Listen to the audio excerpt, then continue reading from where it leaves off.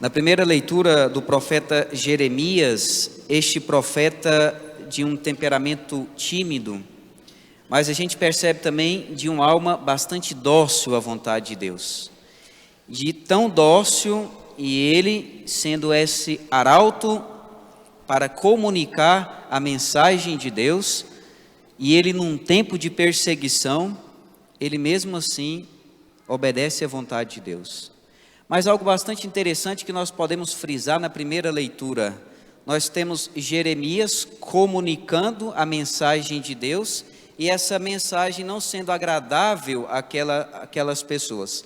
E por isso foi perseguido e jogado numa cisterna de Melquias. E essa cisterna estava cheia de lama. É interessante da gente perceber, e aqui a gente pode fazer uma comparação com a nossa vida, com a nossa realidade. E eu gostaria de fazer essa comparação também com a realidade familiar, uma vez que hoje nós estamos celebrando o Dia dos Pais. Nós podemos falar que também a família de hoje em dia, ela é bombardeada por todas as realidades, por todos os conceitos, compreensões, incompreensões, por todas as realidades que nós podemos imaginar. A família de hoje em dia, a instituição família, ela está sendo atacada. E as pessoas hoje em dia que formam família, as pessoas hoje em dia que querem constituir uma família, muitas vezes também entram na vida familiar sem compreender, e não vão compreender totalmente, porque tem realidades que nós só vamos experimentar uma vez que nós estamos dentro, e que nós só vamos descobrir uma vez que nós entramos nesta realidade. Mas nós podemos também, por experiência, porque todos nós viemos de uma família, e nós convivemos com os nossos pais, que são exemplo e modelo familiar para nós, e que depois esse modelo familiar, nós também vamos projetar na nossa vida familiar. Sendo assim, aquilo que nós temos de referência em casa, pai e mãe, é a referência de homem e mulher, esposo e esposa, pai e mãe. E este modelo para nós, querendo ou não, consciente ou inconscientemente, tem uma influência sobre a nossa vida, e depois disso nós vamos levar uma bagagem para a nossa relação. E nós podemos acreditar em qual sentido? Assim também, como Jeremias, que se deixou moldar pela vontade de Deus, que se deixou conduzir segundo a vontade de Deus, e que teve que anunciar a mensagem de Deus, mesmo essa mensagem não sendo agradável àquelas pessoas, apetecível àquelas pessoas, mesmo aquela mensagem desagradando aquelas pessoas, ele manteve-se fiel à vontade de Deus. E é a mesma coisa hoje em dia também na família. A família que nós temos, ela também deve ser uma família modelo. Não significa que vai ser uma família perfeita, porque a única família perfeita é a família de Nazaré. Nós, enquanto pessoa, enquanto gente, somos falíveis, e que nós também temos, infelizmente, a capacidade de fazer coisas não tão boas. Se nós sabemos que temos a capacidade de fazer coisas não tão boas, coisas não tão virtuosas, agora vai entrar outra realidade. Veja, Jeremias foi jogado na cisterna, na lama, mas Deus agiu com providência na sua vida e enviou pessoas para retirá-lo da cisterna. Assim também Deus faz conosco. Deus também, Ele sempre está próximo de nós, mesmo quando a sociedade, o mundo hoje em dia, nós nadamos contrário, todas essas ideologias que existem no mundo, contrárias à realidade familiar, mesmo quando nós lutamos contra isso, Deus também Ele vem em auxílio da nossa fraqueza e nos fortalece para que nós nos mantenhamos fiéis à sua vontade. Depois nós também vamos perceber na segunda leitura da carta aos Hebreus, uma frase que nós poderíamos tirar só essa frase e fazer dela um retiro espiritual e até mesmo um lema de vida. Vai falar a seguinte coisa, que nós mantenhamos os olhos fixos em Jesus. Só essa frase, olhos fixos em Jesus. diante da turbulência, diante das dificuldades, diante das perseguições, diante de qualquer situação que às vezes seja tão difícil, diante das cruzes, olhos fixos em Jesus, diante da tempestade da vida, diante de uma crise conjugal, diante de um caos familiar, olhos fixos em Jesus. Porque quem mantém os olhos fixos em Jesus, só a gente lembrar, Pedro, Senhor, faça com que eu vá até ti, caminhando sobre as águas. Enquanto Pedro olhava, mirava, tinha os olhos fixos em Jesus, Pedro caminhou sobre as águas, mesmo diante de toda a tempestade. A partir do momento que Pedro olhou para a tempestade, para a ventania, Pedro começou a afundar. Assim também a nossa vida, assim também a vida conjugal. A partir do momento que nós, diante do caos, diante da dificuldade, diante das crises existenciais, nós olhamos para as realidades, para as crises, para a tempestade e esquecemos de olhar para Cristo, manter o nosso olhar fixo em Cristo, o que acontece? Nós começamos a afundar. E onde começam a vir as divergências, as discussões, as brigas, os mal entendidos, ou seja, perdemos a nossa referência, Cristo, o nosso modelo. E quando nós não temos referência, quando nós temos um modelo, quando nós não temos para onde olhar, nós olhamos para qualquer lugar. E com isso nós nos afundamos. É o que tem acontecido hoje em dia. É o que acontece hoje em dia na sociedade. As pessoas, quando elas perdem uma referência, e por elas não terem uma referência, então elas olham para qualquer situação, e qualquer situação se torna atrativa, e uma vez que se torna atrativa, porque nós não temos algo fundamentado, raízes profundas, porque nós não criamos raízes na palavra de Deus, no Evangelho, porque o Evangelho não tomou posse de nós, então nós agora nos deixamos levar por qualquer palavra que não seja a palavra de Deus. E assim nós vamos cada vez mais nos afastando. Os olhos que eram para estar fixos em Jesus, eles agora mudam de direção. E quando se muda de direção, nós nos perdemos diante das tempestades, diante daquilo que se torna turvo, escuro, obscuro. E com isso nós ficamos perdidos pelo mundo. E a gente percebe hoje em dia quantas famílias que estão desajustadas, quantas famílias que têm um caos familiar dentro delas, quantas famílias que às vezes estão em crises porque esqueceram de olhar e ter os olhos fixos em Jesus. E uma outra coisa também que a segunda leitura diz: nós ainda não lutamos até a última gota de sangue contra o pecado. E eu percebo, vejam, se vocês forem olhar a história da igreja, o início do cristianismo, eu fico olhando para nós católicos hoje em dia. Jesus, nós temos uma imagem de Jesus mamão com açúcar. Nós temos uma imagem de Jesus açucarada. Nós temos uma imagem de Jesus bonzinho. E Jesus não é bonzinho. Jesus não é açucarado. Jesus é o cordeiro imolado. Mas ele não é açucarado. Ele não é docezinho. Jesus, ele é realista conosco. Se vós, quem quer me seguir, renuncie a si mesmo cada dia, tome a sua cruz e me siga. Não há maior realidade do que essa. Jesus não nos engana. Ele não vai falar que, olha, a sua vida vai ser cheia de milagres, vai ser cheia de prodígios, a sua vida vai ser isenta de sofrimento, de cruzes. Jesus não fala isso para nós, porque ele mesmo passou por isso. Se ele falasse isso para nós, ele estaria se contradizendo na sua forma de viver, porque ele viveu isso.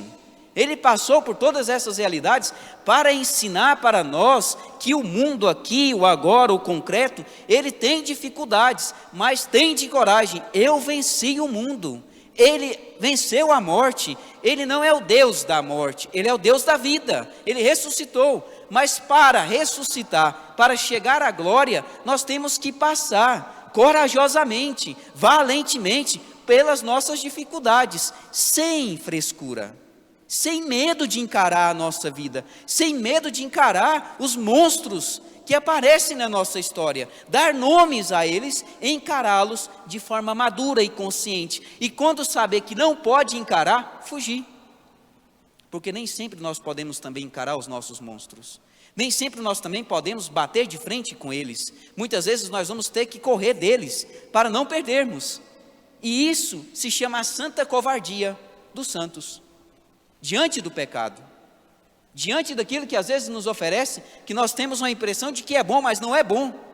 E se nós temos consciência de que Deus nos ama e nos dá a força necessária, então nós vamos aplicar isso na nossa vida. E aqui o padre entra no evangelho de hoje, que depois eu gostaria de aplicar para a realidade civil que nós estamos vivendo hoje, Dia dos Pais. Se vocês perceberam, por que o padre fala que Jesus não é açucarado? No evangelho de hoje, Jesus vai falar a seguinte coisa: eu vim trazer fogo sobre a terra. E como gostaria que estivesse aceso. Eu vim trazer fogo sobre a terra. Depois Jesus vai falar assim: eu não vim trazer a paz, mas a divisão. Nossa, mas Jesus não é tão bonzinho? Não é o mesmo Jesus que fala: amai os vossos inimigos e rezai por aqueles que vos perseguem? Se alguém te dá um tapa no seu rosto, lado direito, ofereça-lhe o esquerdo. Se alguém te chamar para caminhar 100 quilômetros, caminhe 1000 quilômetros com ele. Amai os vossos... Não é esse Jesus que fala para nós no evangelho? Agora é o mesmo Jesus que vai falar para nós: eu não vim trazer paz, mas eu vim trazer a divisão. Eu vim trazer fogo sobre a terra. Em outra parte do evangelho, Jesus vai falar o quê? O reino do céu pertence aos violentos. Mas como assim, padre? O reino dos céus pertence aos violentos? Sim, agora vamos tirar todo o conceito que nós temos de violência. Porque existe a violência do evangelho e existe a violência do mundo. A violência do mundo é totalmente contrária à violência do evangelho. A violência que Jesus fala do evangelho: os violentos alcançarão o reino dos céus. O que ele quer dizer com isso? E o que significa que ele também vai trazer fogo sobre a terra? E como ele gostaria que estivesse aceso? E eu, padre Daniel, como eu gostaria que este fogo de Jesus estivesse aceso no meu coração e no coração de cada um de vocês. O fogo que... A imagem de fogo, qual que é a imagem que nós temos de fogo? O fogo é aquilo que consome, que aquece.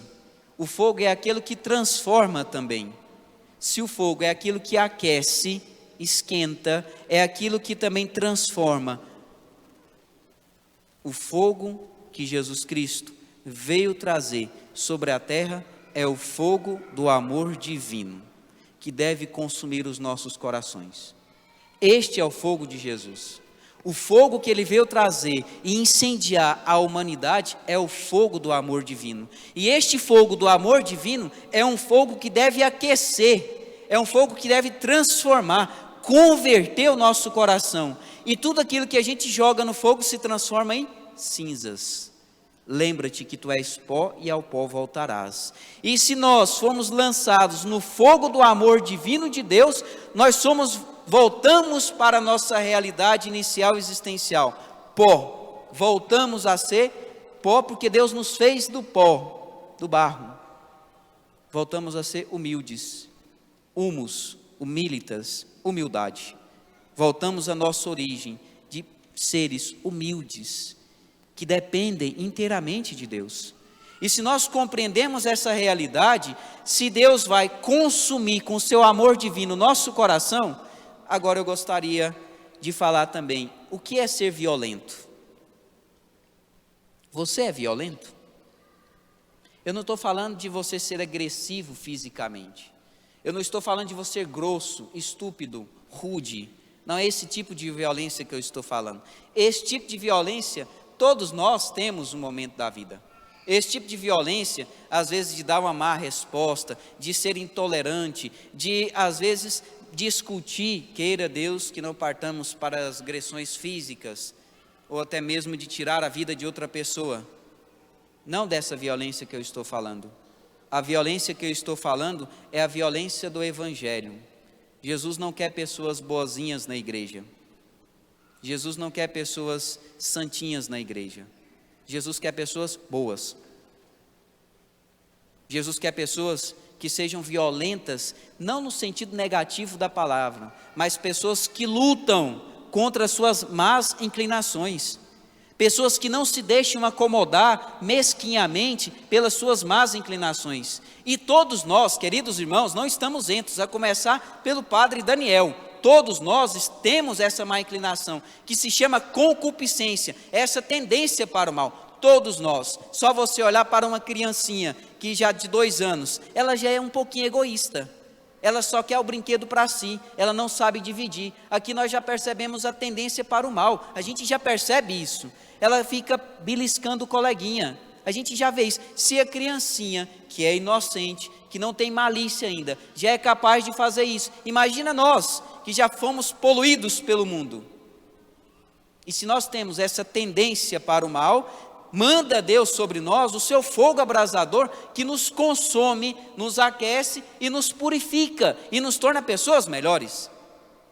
E uma vez que nos torna melhores, nós agora também devemos aplicar isso na nossa vida cotidiana. E nos tornamos violentos contra quem? Contra nós mesmos. O que é ser violento? É você, na sua casa, lutar contra a sua má inclinação de ser rude com a sua esposa. É você, na sua casa, de ser violento quando você, por exemplo, não tem paciência para escutar, sentar, dialogar e ouvir caridosamente o que o seu filho tem para falar para você, o que o seu filho está querendo falar para você, abrir o seu coração. É você ter essa capacidade de sentar, de entrar na vida dele, de ser um com ele, de fazer amizade com ele, e de não ser só simplesmente um papel formal de pai e de mãe, mas de fato viver como um pai e uma mãe deve viver. Isso aqui é você ser violento. Ser violento é você lutar contra as suas más inclinações, é você lutar contra o velho homem que está dentro de você, não permitir que ele haja em você e ele agora te domine, e assim você, por exemplo, seja uma pessoa violenta, rude, estúpida, intolerante, grossa, impaciente, nervosa, arrogante, orgulhosa, narcisista, tudo isso que nós devemos compreender. Ser violento, descer sobre nós o fogo que abrasa o nosso coração, é isso. Cristo não veio trazer paz. E por que Ele não veio trazer paz? Porque se nós estamos num período de paz, pode perceber, país que vive sempre, ou melhor, pessoa que vive sempre acomodada, ela não cresce, ela não desenvolve, ela sempre fica acomodada em si mesma. Nós temos que ter algo que nos incomoda, e para viver virtuosamente, nós devemos olhar para nós e perceber. Eu pergunto, se não te incomoda faltar com a caridade com seu irmão, a sua consciência está calcarizada. Se não te incomoda não expressar afeto, generosidade, paciência com os irmãos, então a sua consciência está calcarizada, petrificada.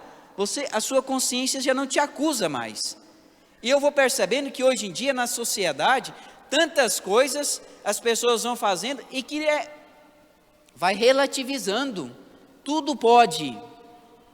E depois, como tudo pode, vira uma bagunça, um caos. Queridos irmãos e irmãs, ser violento é você vencer a si mesmo, lutar contra si mesmo, lutar contra o pecado, lutar contra aquilo que não é a vontade de Deus, mas também sem paranoia, de forma madura, equilibrada. E agora eu gostaria de falar para os pais. Pais, vocês têm uma importância crucial, fundamental na vida dos filhos de vocês. Eu não posso responsabilizá-los de tudo, porque os filhos de vocês são indivíduos que são livres e podem fazer escolhas. E por isso vocês podem ensinar o caminho certo, reto, virtuoso, mas quem no final vai tomar a decisão é o filho de vocês. Por isso eu vejo também muitos pais que são bons, retos, virtuosos, que têm sentimento de culpa porque o filho se transviou na vida, como se ele pudesse viver a vida do filho. Não, você não pode viver a vida do seu filho. O seu filho é livre e ele vai fazer escolhas e ele vai errar na vida. para que um dia ele possa acertar. Então, primeira coisa que você deve fazer, seja modelo. Que a sua cobrança não seja hipócrita. Que você não cobre, mas que você cobre, mas que quando ele olhar para a sua vida, a sua cobrança reflita na sua maneira de agir. Porque qual é o problema nosso? Nós, para cobrar das pessoas, temos uma facilidade enorme, mas para nós vivermos aquilo que nós cobramos, é muito difícil, porque nós também somos falíveis. E depois os filhos também. Eu fico olhando os filhos. Padre, o meu pai, eu tenho dificuldade de me relacionar com o meu pai, porque o meu pai é isso, isso, isso e isso. Primeira coisa que você tem que compreender uma coisa na sua vida: o seu pai, ele sempre vai ser o seu pai. Ele pode ser a pior pessoa do mundo, ele pode ser a pior pessoa do mundo, mas ele não vai deixar de ser o seu pai. Ele vai ser o seu pai. Então não tenha, primeira coisa, vergonha do seu pai. Ele pode ser a pior pessoa do mundo. Não tenha vergonha do seu pai, porque ele é o seu pai. Mas padre, como que eu não vou ter vergonha do meu pai que é cachaceiro, que usa drogas, que é violento, que discute, que trai a minha mãe igual não sei o quê? Como que eu não vou ter vergonha? Não tenha vergonha. Olha para isso, reze por ele e a primeira coisa, coloque no seu coração: não quero ser igual a ele. Não quero ser igual a ele. E isso não é ruim pensar assim. É porque o seu pai é ruim? Não. Reze por ele. Ame-o do jeito que ele é. Mas não queira repetir na sua vida aquilo que você viu a sua mãe sofrer com o seu pai. Não queira repetir na sua vida, no seu matrimônio, aquilo que você passou na sua vida familiar. Faça a diferença. Mas o meu pai é grosso. Tá bom, o seu pai é grosso, mas ame-o, porque ele é digno de ser amado pelo filho dele, porque ele te deu a vida. E eu fico olhando também, quantos pais, eu já fui celebrar em alguns lugares na zona rural, quantos senhores sofridos, com a mão cheia de calo, e que pagaram para os filhos uma faculdade na enxada, e os filhos são ingratos, que vão para a faculdade, não estuda direito, fica em merda de barzinho, bebendo, gastando a vida, gastando a juventude de forma irresponsável, enquanto o pai está em casa, morrendo, acabando com a vida, se desgastando para pagar uma boa faculdade, para pagar um lugar para você estudar. E você não tem gratidão, não tem consciência, e eu quero colocar sentimento de culpa sim, porque para mim, um jovem que não é responsável de estudar dignamente, porque o pai está pagando para ele, enquanto o pai está morrendo de trabalhar, e você está vagabundando na faculdade, isso para mim é um dos maiores pecados. Isso é faltar com a honra do seu pai. O seu pai está morrendo de trabalhar para te educar, e se você não é digno, e se você não é grato pelo que o seu pai faz com você, você vai me desculpar, amanhã, como que você vai ser um bom pai? Ah padre, mas somos jovens. Tá bom, você é jovem, viva a vida, mas viva a vida de forma responsável. Não estou dizendo que você não é para viver mais, não estou dizendo que você não pode também mais, mas seja responsável.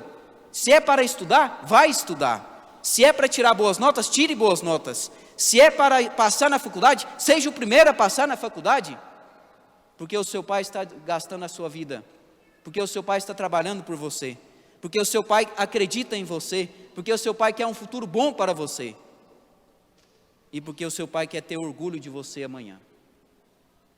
Mas o meu pai não foi um bom pai, mas ele foi um bom pai segundo as capacidades dele, e talvez ele te amou te educando desta forma, porque às vezes nós tendemos a reclamar daquilo que nós não recebemos, e nós muitas vezes, a gente olha, eu falo, vem também de uma família, os nossos pais às vezes são secos, não nos deram afeto, mas eles nos deram afeto numa linguagem de amor diferente daquela que nós esperávamos, e é o jeito de amar deles, e se eles amam assim, temos que aprender a amá-los assim também, e depois na nossa família fazer a diferença. É assim. E hoje, para terminar, eu gostaria de falar para os homens: sejam homens. As mulheres querem homens, elas não querem moleques, elas não querem meninos. E mulheres, sejam mulheres, que a gente também não quer casar com homem não, a gente quer casar com a mulher, que de fato seja mulher. Sejam mulheres, sejam homens e mulheres, cada um no seu papel. Os homens antigamente sabiam qual era o papel na família dele, ele tinha o seu papel, e ele tinha segurança disso. Hoje em dia o homem casa achando que a mulher é sua mãe, e que ela tem que agir como mãe. Não, ela não é mãe, ela é sua esposa, e ela tem que agir como esposa. Ela não é uma mãe que tem que cuidar de um menininho mimado. Seja homem, não seja moleque. Porque se for para cuidar de um menino mimado, fique na sua casa, com seus pais, com 30 anos, que eles vão cuidar de vocês. Agora, uma mulher ela não pode ficar, ela quer casar com uma pessoa que vai dignificar o lar dela, que dê segurança para ela, em todos os sentidos.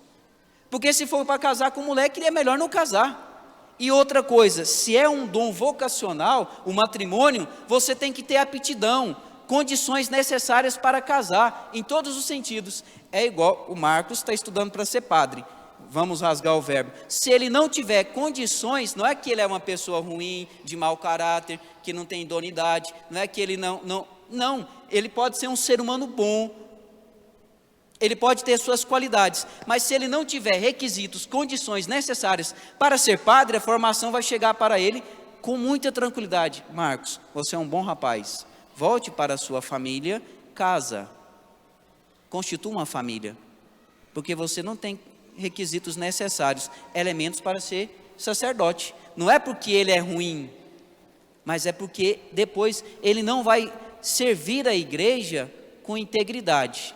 Assim também são os matrimônios de hoje em dia. A pessoa entra no matrimônio para curar a carência afetiva. A pessoa entra no matrimônio porque ela quer o quê? Se você entra no matrimônio porque você quer que a pessoa cure a sua carência, já entrou errado, não entre.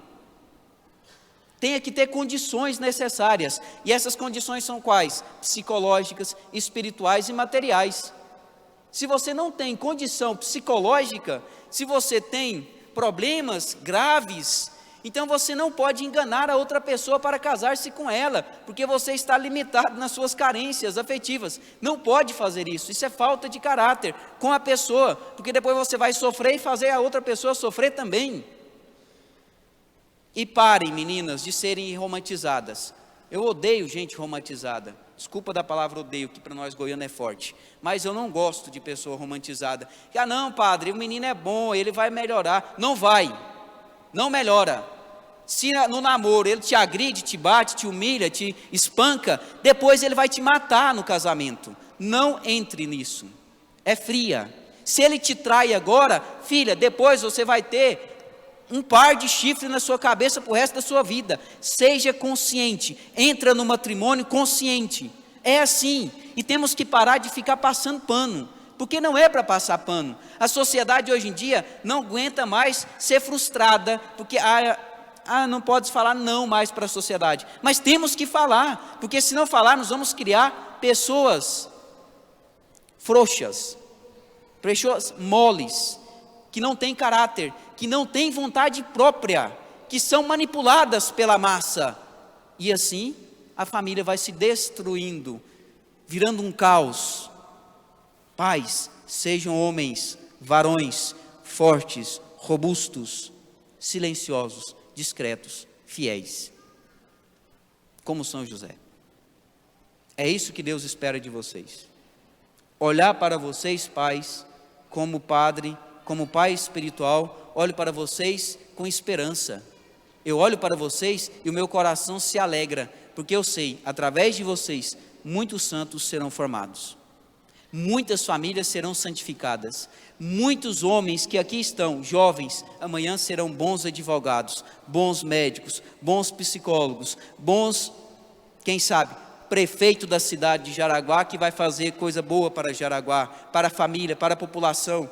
Vão ser pessoas boas amanhã, professores bons amanhã, padres bons amanhã. Saem de vocês, da família de vocês, pais, que têm força para construir o mundo e mudar a sociedade, através da vivência comum, ordinária, corriqueira da vida de vocês. É assim.